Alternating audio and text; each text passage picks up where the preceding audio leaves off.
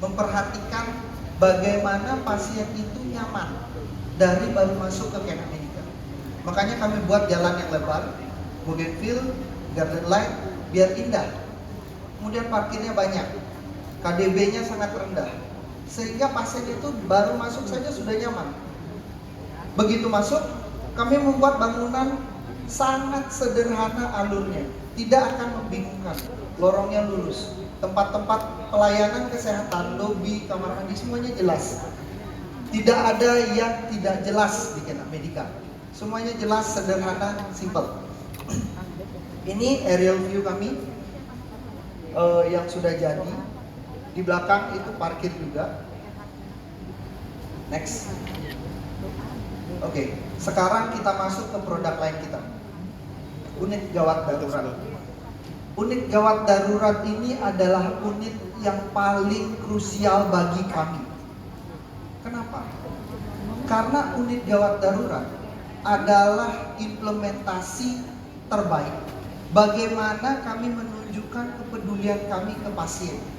Kami dengan harapan dan kompetensi yang kami miliki berupaya agar bisa mengobati pasien, menolong pasien, dan semoga mampu mencegah pasien meninggal. Itu tujuannya.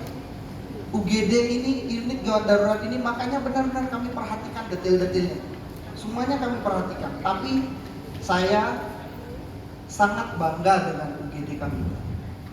Di UGD, untuk seluruh UGD kita menggunakan pendant, surgical pendant. Tujuannya itu apa? Yang pertama, agar tidak terlalu banyak troli. Jadi nggak ada barang-barang yang bunyi, ribut, bising, dorong troli kan ribut. Jadi kami upayakan biar tidak ribut. Alat-alat bisa ada di sana semua. Seluruh tempat tidur yang ada di UGD, kami pasangi monitor pasien. Tujuannya agar saat ramai kami itu tidak sampai terlewat mengobservasi pasien. Jadi semuanya terlihat, terdengar, ada bunyinya. Itu tujuannya, biar pasien itu aman. Itu bentuk kepedulian kami yang pertama. Kemudian di UGD, sebelum masuk ke UGD, kami itu sering melihat pasien mengalami juga sedang nganterin anak sakit sampai di UGD harus parkir dulu. Di depan UGD parkir dulu. Kami tidak ingin hal itu terjadi lagi. Jadi kami mengadakan vali service untuk pasien-pasien di UGD. Begitu datang ke UGD, kalau tidak ada yang mengantar, silakan masuk ke UGD. Percayakan kunci kendaraan Anda, pasiennya, kepada kami. Kami parkirkan. Nanti kami beritahu di mana lokasi parkir. Jadi pasien, keluarga pasien, penunggunya, pengantarnya bisa fokus mengantarkan pasien. Tidak ada yang tertinggal, tidak ada yang perasaan terburu-buru yang percuma.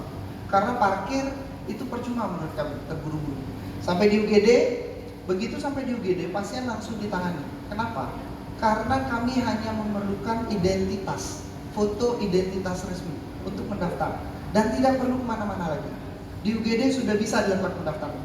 Tadi sudah diceritakan oleh Weru bahwa kami membangun software kami sendiri. Itu kenapa kami bisa melakukan hal ini. Jadi semuanya terintegrasi, sangat mudah, cepat foto, sudah selesai. Sudah terdaftar, medical record sudah langsung ada di UGD. Sudah bisa mendapatkan pelayanan. Kemudian di UGD juga ada farmasi, unit farmasi. Instalasi farmasi kami terdedikasi di UGD, sehingga alur obatnya cepat. Nggak ada lagi menunggu obat belum datang dan lain sebagainya. Nah, salah satu tadi sudah diceritakan on-call service. Untuk pasien-pasien yang memerlukan bantuan kesehatan, kami akan datang ke rumahnya. Jadi tidak cuma pasien-pasien yang simple, yang emergency kami bisa. Karena seperti yang diceritakan tadi, kami punya ambulan yang besar, punya ambulan yang kecil, dan kami punya kendaraan operasional berupa motor. Itu semua perlengkapannya lengkap untuk di kelasnya. Mobil ambulan kami, monitor ada, kejut jantung ada, EKG ada, alat infus ada. Itu sudah mini UGD. Jadi tujuan kami biar nggak ada pasien itu terlambat penanganan. Begitu naik ke ambulan, kami sudah bisa melakukan pelayanan kesehatan yang dibutuhkan. Evakuasi medis. Nah, dari UGD kadang-kadang pasien itu perlu dirujuk.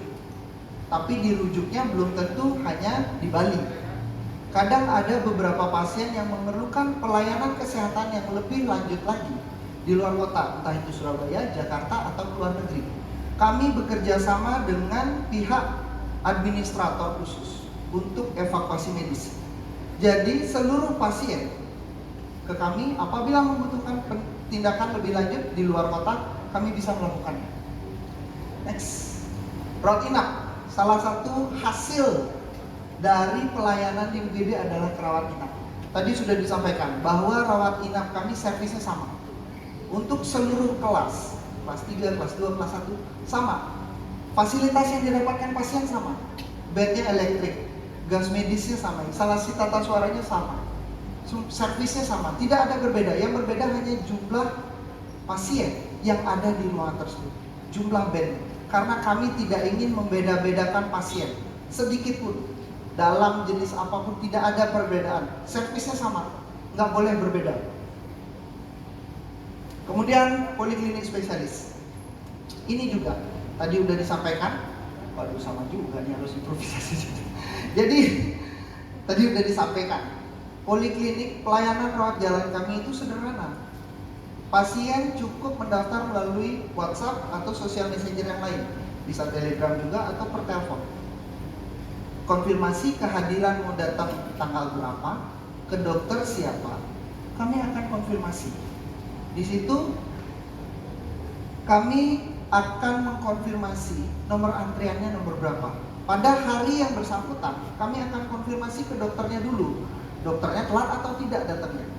Karena kalau dokternya telat, pasien sudah terlanjur datang, kami bilang misalnya datang jam 2, Bapak datang jam 2, kami nggak konfirmasi ke dokternya telat atau tidak. Pasien akan menunggu, kami tidak ingin hal itu. Karena menunggu itu melelahkan.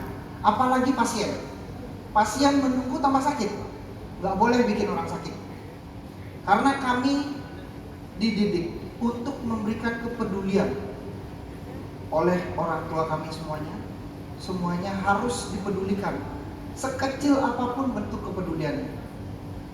Itu dia. Makanya nggak boleh. Jadi kalau misalnya dokternya ternyata konfirmasi telat, kami akan mengkonfirmasi ke pasien. Dokternya telatnya sekian jam, Bapak hadirnya jam segini. Atau kalau memang emergency, kami yang datang, dokter umum dulu, bukan spesialis. Pertolongan akan tetap kami upayakan apabila memang emergency. Kalau tidak, bisa menunggu dokternya datang lebih belakang, nanti kami akan konfirmasi 1 jam sebelum kedatangan dokter. Karena kami memiliki tim call center terdedikasi. Jadi memang tuh pekerjaannya, job desk-nya itu hanya megang handphone, konfirmasi, dan menghubungi pasien. Itu saja. Nggak ada pekerjaan lainnya. Benar-benar cuma untuk menghubungi pasien dan dokter. Biar tidak ada miss di sana.